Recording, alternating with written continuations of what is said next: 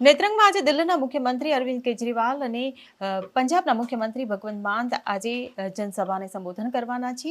ચૈતર વસાવા પર જે રીતે કેસ કરવામાં આવ્યો છે તેને લઈને પણ સમર્થન આપવાના છે. ત્યારે નેત્રંગનો જે માહોલ છે હાલ જાણે કોઈ મેળાનો જે માહોલ હોય તે રીતે જેમ મેળામાં જે રીતે માનવ મહેરામણ ઉમટી પડે છે તે રીતનો આજે નેત્રંગમાં માહોલ ઘડાયો છે. ત્યારે ગોપાલ ઇટાલિયા કે જે ચૈતર વસાવાનો કેસ લડી રહ્યા છે તે પણ ત્યાં પહોંચી ગયા છે અને ચૈતર વસાવાને લઈને આદિવાસીઓમાં જે વિશ્વાસ છે તેને લઈને તેઓ વાત કરી રહ્યા છે અને આ જે આદિવાસીઓનો વિશ્વાસ છે કે આગામી લોકસભાની ચૂંટણીમાં ચૈતર વસાવા ભરૂચની સીટ જીતશે અને રાજ્યસભાના સાંસદ બનશે. ત્યારે મનસુખ વસાવા પર પણ તેમણે આકરા પ્રહારો કર્યા છે. શું આકરા પ્રહારો કર્યા છે તેની વિગતે વાત કરીશું આ વિડીયોમાં. નમસ્કાર, હું હિરલ પરમાર અને આપ જોઈ રહ્યા છો નિર્ભય ન્યૂઝ.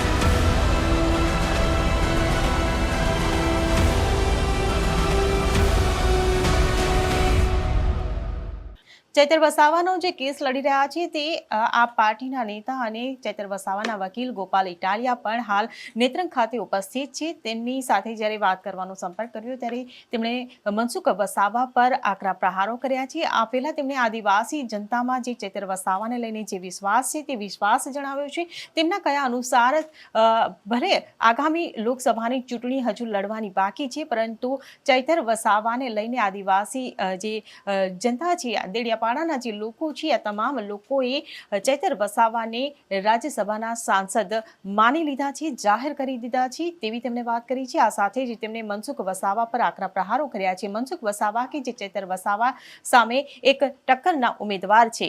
એક તરફ મનસુખ વસાવા છે ને એક તરફ ચૈતર વસાવા છે. ત્યારે મનસુખ વસાવા પર તેમણે આકરા પ્રહાર કરતા કહ્યું છે કે મનસુખ વસાવા કે જે છેલ્લા 5 ટર્મથી રાજ્યસભાના સાંસદ રહી ચૂક્યા છે પરંતુ તેમના વિસ્તારમાં કોઈ જ વિકાસના કાર્યો નથી થયા, ના તો શાળાના વિકાસ થયા, ના તો રોડ રસ્તાના વિકાસ થયા, ના તો આદિવાસીઓના કોઈ વિકાસ થયા.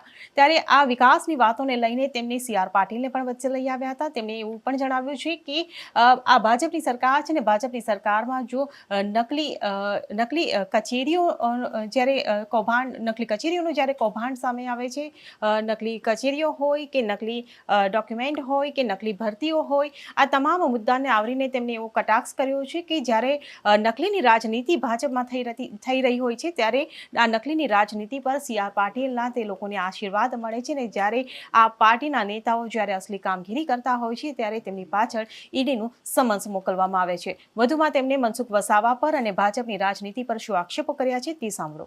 ગોપાલ ઇટાલિયા આવી ગયા છે. ગોપાલ ઇટાલિયા સાથે પણ વાત કરી લઈએ. ગોપાલભાઈ, શું કહેશો જે રીતે આજે અરવિંદ કેજરીવાલ અહીંયા આવી રહ્યા છે? કાનૂની લડાઈ તો લાંબી છે, તમે પોતે પણ જાણો છો. આજે લોકસભાના ઉમેદવાર તરીકે અરવિંદ કેજરીવાલ અનાઉન્સ કરશે ચૈતર વસાવાને? અરવિંદ કેજરીવાલ તો કરશે કે નહીં કરે એ તો આવશે પછી ખબર પડશે, પણ આદિવાસી સમાજે નક્કી કરી લીધું છે કે એમના ઉમેદવાર કોણ હશે. એમ આ વિસ્તારના તમામ લોકોએ દિલથી નક્કી કરી લીધું છે કે ચૈતરભાઈને સંસદની અંદર મોકલવા છે, એટલે થઈને રહેશે. અચ્છા, આ વિસ્તારના લોકોએ નક્કી કરી લીધું છે, પરંતુ જે રીતે રાજનીતિ અહીંયા રમાઈ રહી છે ને જે રીતે મનસુખ વસાવા કહી રહ્યા છે, મનસુખ વસાવા તો એવું જ કહી રહ્યા છે કે અરવિંદ કેજરીવાલ અહીંયા માત્ર વોટ માટે આવે છે. મનસુખભાઈ વસાવાને હવે ભાજપ વાળાએ સિરિયસ લેવાનું બંધ કર્યું છે, એટલે આપણે બધા હવે થોડુંક બધા મોટું મન રાખીને એમને સિરિયસ લેવાનું બંધ કરી દઈએ તો એક નવી ઉર્જા, નવી શક્તિ ચૈતરભાઈના સ્વરૂપમાં આ વિસ્તારમાં આગળ વધશે અને આ વિસ્તારનું કંઈક ભલું થશે. પણ 5 ટર્મથી અહીંયા આગળ સાંસદ તરીકે રહ્યા છે મનસુખભાઈનું આદિવાસી ઉપર પોતાનું અલગ એક પ્રભુત્વ રહ્યું છે. એ તો સતત એવું કહી રહ્યા છે કે જો ચૈતર વસાવા જેવા લોકો એમના માટે અપશબ્દ બોલશે તો એનો જવાબ આપશે, ઈંટનો જવાબ પથ્થરથી આપશે. 5 ટર્મથી મનસુખભાઈ અહીંયા સાંસદ સભ્ય તો છે, પણ 5મા ધોરણ સુધીની હારી સ્કૂલ નથી, તો શું ફાયદો 5 ટર્મ હોવાનો? એમનું સારું થયું, એમના બાળકોનું સારું થયું. આદિવાસી સમાજ તો આજે હેરાન થાય છે. શાળાના ઠેકાણા નથી, શાળામાં શિક્ષકો નથી, રોડના ઠેકાણા નથી, આદિવાસીને જંગલની જમીનોનો જે હક મળવો જોઈએ મળતો નથી. એટલે લોકો જાગૃત થયા છે. અત્યાર સુધી વિકલ્પ નહોતો એટલે સ્વાભાવિક છે કે ભાજપ કે કોઈ જીતતા આવ્યા છે, પણ હવે એવું નહીં થાય. હવે લોકોને શક્તિશાળી વિકલ્પ તરીકે આમ આદમી પાર્ટી અને ચૈતરભાઈ મળી ચુક્યા છે. અચ્છા, અત્યારે છોટુ વસાવા સાથે વાત થઈ અમારી. છોટુ વસાવાએ એવું કીધું કે સાંસદ જ બનાવવા છે ચૈતર વસાવાને તો રાજ્યસભા આપી દો ને. દિલ્હીમાં 3 રાજ્યસભા છે, કેમ રાજ્યસભામાંથી સાંસદ નથી બનાવતા? પછી ભલે ને એ રહેશે, સાંસદ રહેશે ચૈતર વસાવા. એ સમયે આવશે, બધો સમય આવશે. અને ચૈતરભાઈને લોકો જ્યાં પહોંચાડવા માંગતા હશે ત્યાં ચૈતરભાઈ પહોંચીને જ રહેશે. અચ્છા, આમ આદમી પાર્ટી ક્યાંક એક સંવેદનાનું મોજું જેને કહી શકાય કે અરવિંદ કેજરીવાલ પોતે એવું કહી રહ્યા છે કે મને ઈડીનું સમન્સ આવે છે, મને અરેસ્ટ કરવાના છે, હું લોકસભામાં કેમ્પેનિંગ ના કરી શકું. આ બધું જ અરવિંદ કેજરીવાલ કહી રહ્યા છે. તો એવી જ રીતે એક સેન્ટિમેન્ટને જોડીને આખી રાજનીતિ કરી રહ્યા છે. એમાં સેન્ટિમેન્ટનો પ્રશ્ન નથી. ગુજરાતમાં આદિવાસી વિસ્તારમાં 100 કરતા વધુ નકલી કચેરીઓ બનાવી કરોડો રૂપિયાનું કૌભાંડ કરનારાને તો ઈડીના સમન્સ નથી આવતા, કેમ કે CR પાટીલના આશીર્વાદ છે અમને. નકલી ટોલ નાકા બનાવવા વાળાને તો ઈડી CBI ના સમન્સ નથી આવતા. અસલી સ્કૂલ બનાવવા વાળાને જ કેમ ઈડી CBI ના સમન્સ આવે છે? ચોખ્ખું છે, જનતા જાણે છે કે નકલી ઝેરી દારૂ વેચશો, નકલી ટોલ નાકા ખોલો, પેપર ફોડો, નકલી ઓફિસ ખોલશો તો CR પાટીલ ને ભાજપના આશીર્વાદ મળશે. અસલી સરકારી સ્કૂલ ખોલશો, અસલી દવાખાના ખોલશો તો ઈડી CBI ના સમન્સ આવશે. તો કેજરીવાલજી સેન્ટિમેન્ટની વાત નહીં પણ સત્ય હકીકત જનતાને જણાવી રહ્યા છે કે જે કામ કરે છે એને જેલમાં પૂરવામાં આવે છે અને જે જનતા સાથે દગો કરે છે એને ઇનામ આપવામાં આવે છે. તમે કહી રહ્યા છો જે કામ કરે છે એને જેલમાં પૂરવામાં આવે છે. ચૈતરભાઈના પત્ની શકુંતલાબેન પણ જેલમાં છે, એમને પણ બેલ નથી આપવામાં આવ્યા. તમને લાગી રહ્યા છે કે એક મહિલા સેન્ટિમેન્ટને તમે લોકો જોડી રહ્યા છો આની સાથે? શકુંતલાબેન એક નિર્દોષ મહિલા છે. એક તો જે ચૈતરભાઈ ઉપર FIR કરવામાં આવી એ બિલકુલ ખોટી FIR છે. ધારો કે એને સાચી માની લઈએ તો પણ શકુંતલાબેનનો એ ઘટનામાં કોઈ ભૂમિકા, કોઈ રોલ નથી. આમ છતાંય 2 મહિનાથી અમને ભાજપ વાળાએ જેલમાં પૂર્યા છે. શા માટે? આદિવાસી મહિલાને જેલમાં પૂરીને ભાજપ વાળા શું સાબિત કરવા માંગે છે? એક બાજુ મનસુખભાઈ ને બધા ભાજપ વાળા છે એ આદિવાસીઓના મસીહા બનવાના નિવેદનો આપે છે, એક બાજુ આદિવાસી નિર્દોષ બેનને જેલમાં પૂરી રાખી છે. આવા જે બેવડા ધોરણો છે એને ખુલ્લા પાડવા માટે થઈને અમારી લડાઈ છે અને જનતા બધું જોઈ રહી છે. મને વિશ્વાસ છે કે સારું કરશે જનતા પોતે જ.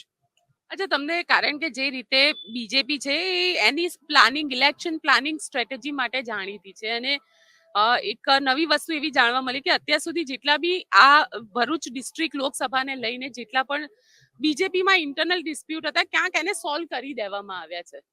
તમને લાગી રહ્યું છે કે તમારા લોકો માટે એક તકલીફ હશે ને પ્લાન બી બીજેપીનો તો તૈયાર જ હશે, તમારો પ્લાન બી તૈયાર છે? અમે તો પ્લાન A ઉપર હાલવા વાળા છીએ. પ્લાન આમ આદમી.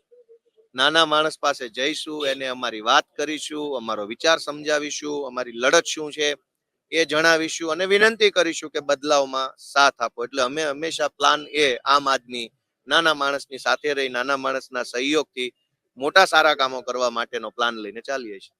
તમે મોટા સારા પ્લાન કરવાનો લઈને ચાલો છો, પણ તમને લાગે છે જે રીતે, કારણ કે ભરૂચ લોકસભા સીટનું અગર તમે સમીકરણ જોવો તો આદિવાસી વોટ બેંક જે છે 27% છે પ્લસ મુસ્લિમ જોઈએ, એટલે ક્યાંક તમારી ગઠબંધનને લઈને પણ વાતચીત ચાલી રહી છે, નથી ચાલી રહી? કેમ કે મુમતાઝ પટેલ પણ તૈયારીઓ કરી રહી છે. તૈયારી તો બધાય કરે, એ બધાનો હક છે, એમાં કઈ તૈયારી કરવામાં ખોટું નથી. પણ રાષ્ટ્રીય નેતૃત્વ જે નિર્ણય લેશે એ પ્રમાણે બધા આગળ વધશે અને મને વિશ્વાસ છે કે સારો નિર્ણય થશે અને જે રીતે ચૈતરભાઈ અને આ વિસ્તારની જનતા અને આમ આદમી પાર્ટીએ જે સારું કરવાનો સંકલ્પ કર્યો છે એ પ્રમાણે સારું થશે. ચલો, આ હતા ગોપાલ ઇટાલિયા, જેમનું કહેવું છે કે અહીંયાના લોકોએ જે પ્રકારનો નિર્ણય કરેલો છે તે પ્રકારે કંઈક સારું થાય તેવી તેમને આશા છે. તમને અમારો અહેવાલ કેવો લાગ્યો તેમને કમેન્ટ બોક્સમાં લખીને ચોક્કસથી જણાવશો અને જો વિડીયો પસંદ આવ્યો હોય તો વિડીયોને લાઇક, શેર અને અમારી ચેનલ નિર્ભય ન્યૂઝને સબસ્ક્રાઇબ કરવાનું ભૂલશો નહીં. આભાર.